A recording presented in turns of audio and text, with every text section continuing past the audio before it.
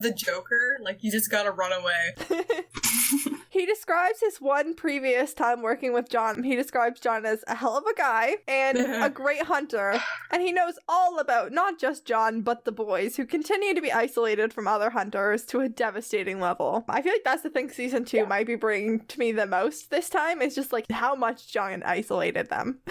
Gordon encourages them to leave, says he's been working for over a year on these vamps and he's a go-it-alone type. Notice that despite the fact that he is a self-described go-it-alone type, he still knows of and about other hunters, and the two of them are more team players and they don't know anything about anybody else.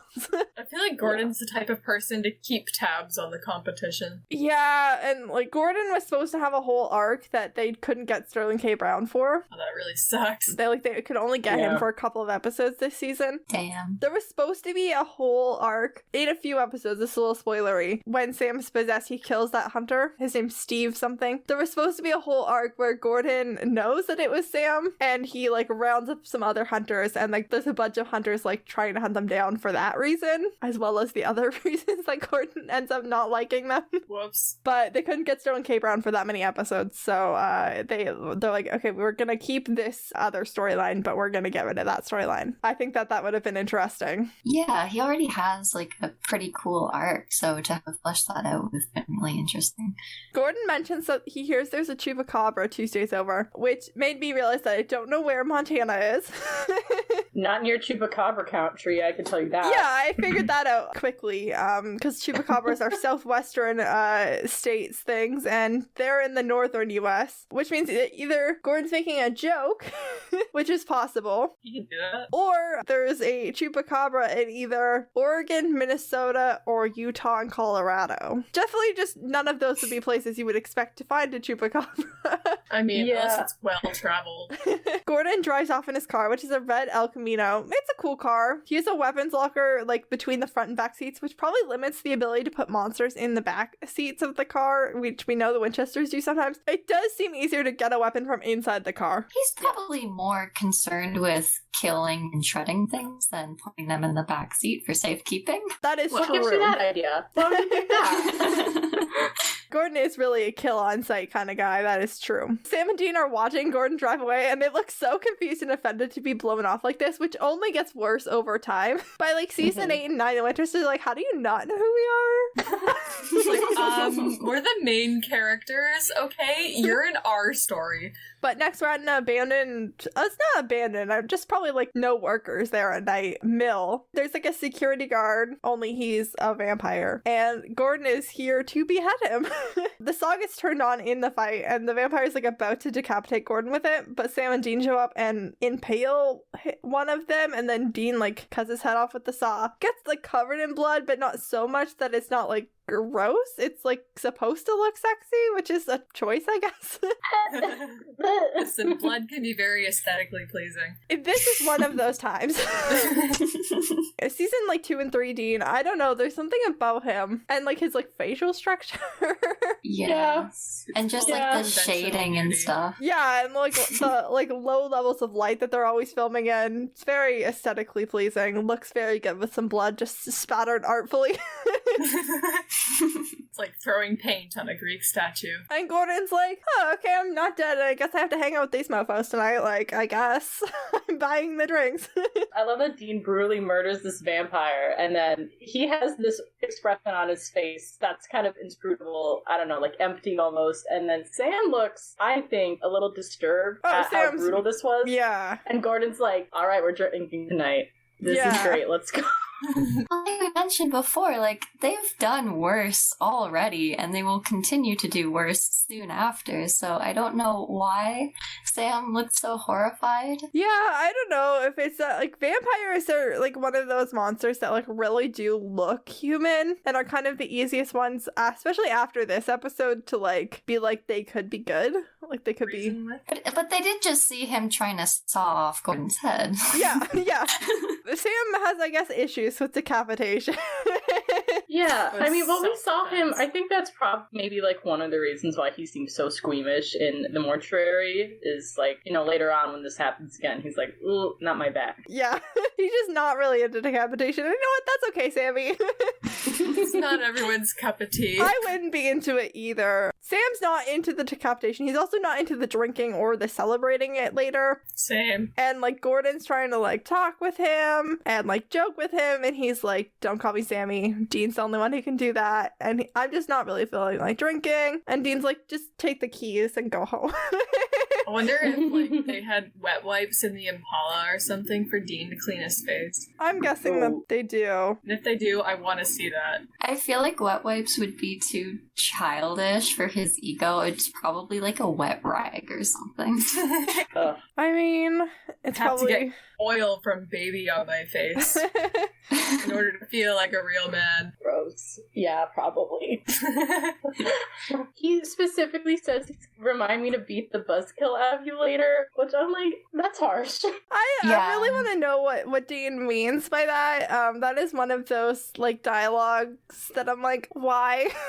Well, I feel like that leads into the impression for later in the episode where he's kind of trying to impress Gordon by agreeing with him. Yeah, Dean really does start trying to like play up to Gordon and like impress him, and it's a lot for me. Well, also, it sounds like something John would say. Yeah. Yeah. He could have learned like how to speak like that from John. It is infuriating how John is dead and still feels very present in this episode. He was present in the whole series. Well, hey, such is the effect of an extremely abusive parent. Yeah. Mm-hmm. I guess since he's gone now, we're like starting the healing process, starting the processing process. Yeah, they're both probably like, especially Dean, like, because he was with his father more, even though there was a large disconnect, his dad's attitude would have been kind of bleeding into his more. I feel like they both are now taking the time in early season 2 to try and figure out who they want to be and act like, especially on hunts, like, who's going to take what roles, like, are we really going to be the John Winchester asshole of, like, not talking to many Vicks, not talking to many hunters, and just, like, shoot first, ask questions later. Yeah. Dean tells Gordon that sometimes Sam just gets like that, and I appreciate moody Sam. Like, the kid has been through a lot this year. His girlfriend just died like a year ago. His dad, who he had a really complicated relationship with, just died. He just doesn't want to get drunk tonight. Like, let the kid curl up with a book at home if he wants to. Like, some of us just don't drown our sorrows in alcohol, and that's okay. I just don't always feel like being social, and especially with someone I don't know either. Yeah. Especially when that person's kind of shady. So Sam goes back to the motel, and he puts the keys on the table in like a very visible spot, which is going to be important later. Yeah, like on a little cactus hanger thing. Yeah. I think that's nice. It is really cute, though. I like it. Dean's telling a story about shooting some monster with a silver-tipped arrow when he was 16 on a hunt, and then he and John left Sam in the car while they dragged it into the woods to burn the body, and he has a moment of reflection about how different his life is from the other kids his age, and he embraced the hunting lifestyle. We're gonna come back to this later a few times. And then Gordon tells Dean his backstory of how he got started when he was barely 18. He was home alone with his sister when their house was broken into, and he says he was too late to save his sister, and the vampire threw him, and he like passed out, and then took his sister, and he couldn't really give his family an explanation for what happened, so he learned about hunting, and he tracked that vampire down and killed it. And Gordon says he can still see his sister the way she was, and then says it was a long time ago, and changes the subject without saying exactly what happened to her, which is important later.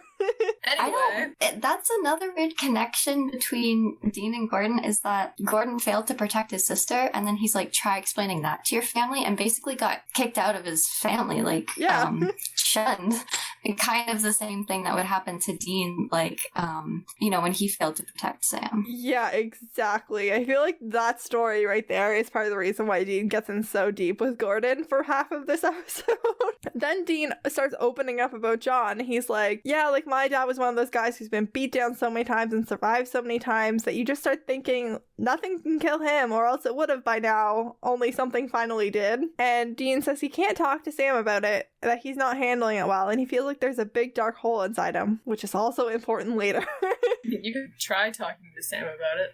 We wouldn't be mad. Yeah, if you weren't sure if something's wrong with Gordon to this point, here's where you should start getting really sure that something is wrong with Gordon. More red flags, everyone. Gordon's response to Dean being like, there's a hole inside of me that's getting bigger and I cannot fill it is good. You can use that to be a better hunter.